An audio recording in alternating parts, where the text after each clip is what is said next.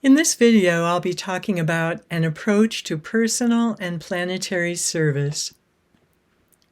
There are probably as many ways of being of service, both personally and planetarily, as there are people, as there are souls in the human experience. So please, as you listen to this, remember that this recording is simply a reflection of where life has brought me in this moment. And I can only share what I have lived into in my own personal experience.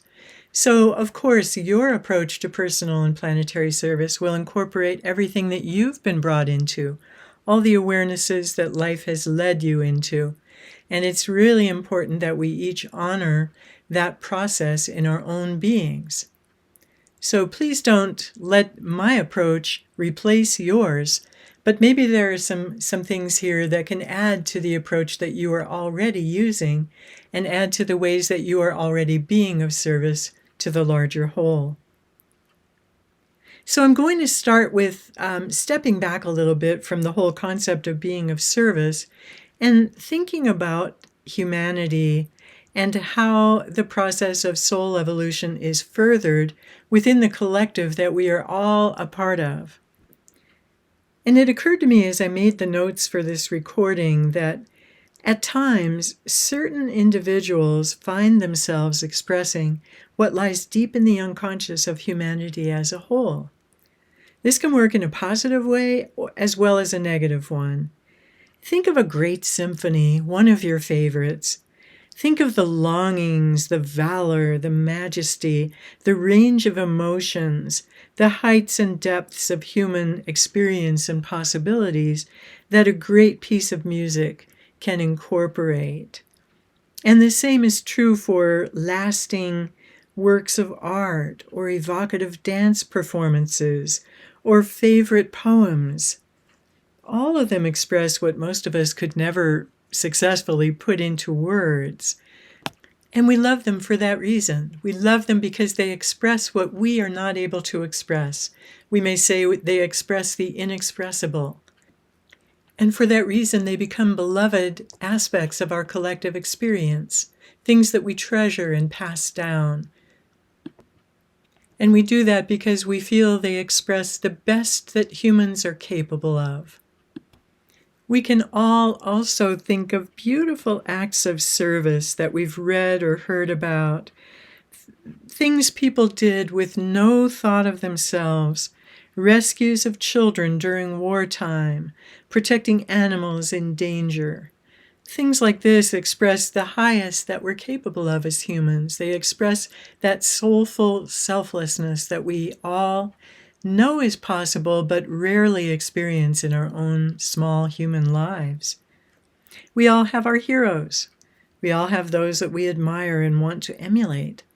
They express what might be latent within us, waiting to be manifested.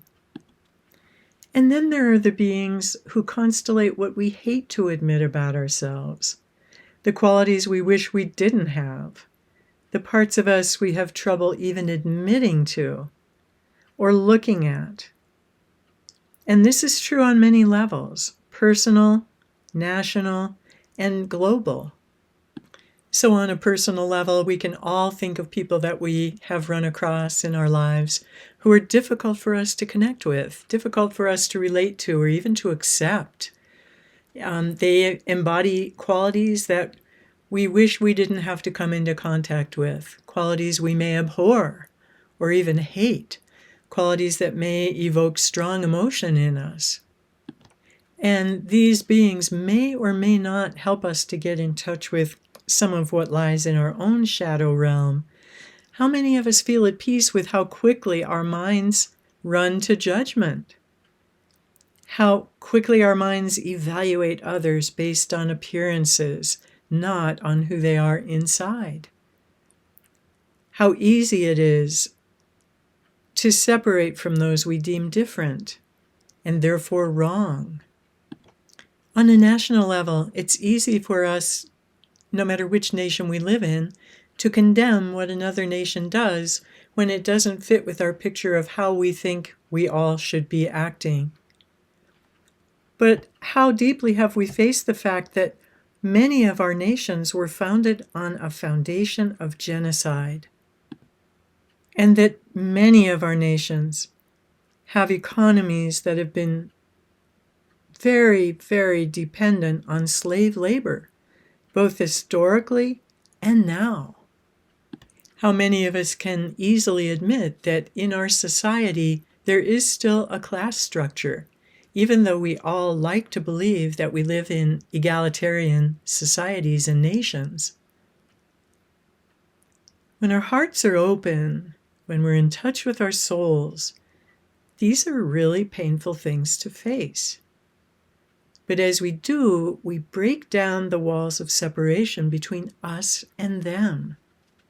We begin to see that in some version or other, we all contain the same mix of energies, some of them exalted and embodying the sacred, some destructive and what we might consider evil or bad or wrong. So, to use a very current example, as we look at Vladimir Putin's actions in Ukraine, they offer us a chance to explore our own personal and national unconscious.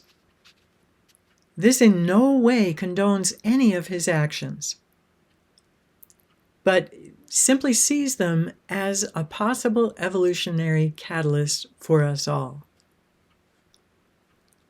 Those of us who live in the U.S. have some serious history to contemplate. Has the U.S. ever willfully attacked another country without any seeming provocation? How about Iraq in 2002, when we were told that country had weapons of mass destruction, which was later revealed as a lie? Or Libya, sometime after that. Again, trumped up reasons for deciding to invade and overpower the government that was in charge of that country. Going back further, what about Vietnam? What were we doing there? Can we face that our own country, and I think every country on this planet, has plenty of shadow to face? This is the tough stuff. It's deeply humbling to do this kind of inner work. It crumbles the ego's foundations, the I'm better than you, the, I would never do that, but I, condemn it in you. The refusal to look at our own shadow and instead to focus on the shadow of somebody out there that we see as an other, not a me, but a them. When we ourselves are caught in fear, which leads to judgment and separation, we can't see anything out there through the eyes of the soul. But as we can realize that all of those things, the fear, the judgment, the separation, the othering, live inside of us, that starts to break down the massive divide, as it seems, between the egoic human self and the deeper, true eternal self that live in all of us. Now we can admit that we're all dealing with the same stuff. That doesn't mean that our stuff is necessarily identical, and this fact makes it hard for us often to connect with what other people are experiencing as their soul awakening challenges. We see them as other because they don't share the exact challenges that we ourselves are facing. So my shadow may be different from yours, and it probably is. Some of us constellate so much that we consider evil, wrong, or bad, that it's hard for us to admit that we could have anything in common with them. But if we return to the ultimate truth, that us equals them, that we are all fundamentally united in this journey of awakening as souls, what are our points of unity? Well, to list a few, every one of us is a soul who has chosen to come into human forms for our own reasons. Each of us is here as part of a long, long process of soul evolution. This life is like a bead on a chain that extends back through time for millennia. We all have challenges that present us with very steep mountains to climb. We are all in the process of awakening to our true identity as souls, no matter what our lives look like.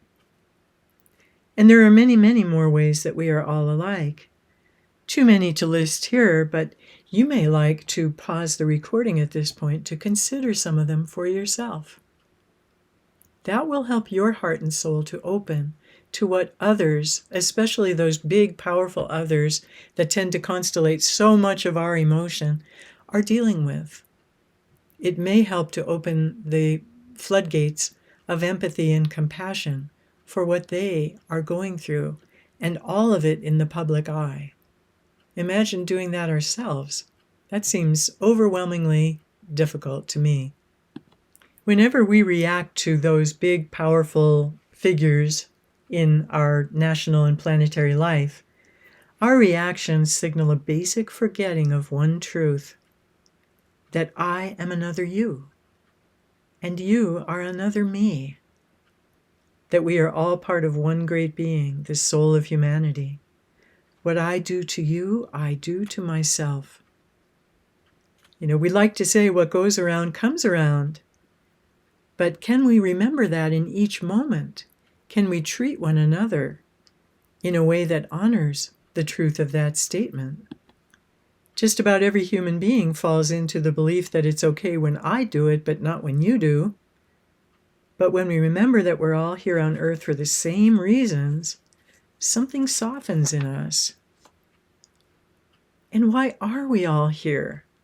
At the biggest level, we're all here to wake up out of our amnesia, to remember that we're not the seemingly separate selves we see in the mirror and all around us, to remember that we're all souls, here to live as the radiant sparks of the divine that we each are in truth. Beneath all of the outer appearances is that light of the divine that shines in our heart of hearts. And so all of this realization sets the stage for any number of spiritual practices that honor our unity, ways we can directly affect what is going on in the bigger picture.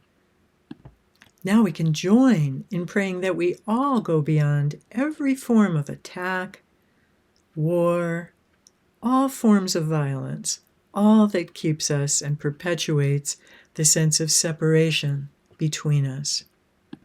All that is in the way of seeing our fundamental unity as souls in the human experience. So over the next period of time, I'll be releasing a series of videos that are guided meditations and ways of participating in the evolution of humanity. And every time we consecrate our energies toward that, we are also enhancing and accelerating our own soul evolution. For how could it be otherwise? We're all part of this greater whole, this soul of humanity that is awakening. No matter how things appear on this really troubled planet, everyone here is awakening. So I hope that as you listen to these practices, you'll make them your own. Use them as a template, something to get you started, but then let your own inner divinity be your guide in terms of how to customize each experience so that it really expresses the truth of your soul and the reality that lives within you. I would love to hear from you as you begin to work with these practices. Let me know which are your favorites. Tell me how you've customized them or how you've found yourself simply experiencing them in a different way. I'm interested in everything that we're all doing together here because we are all in this together. Sending you love and bowing a namaste to the inner light that you are.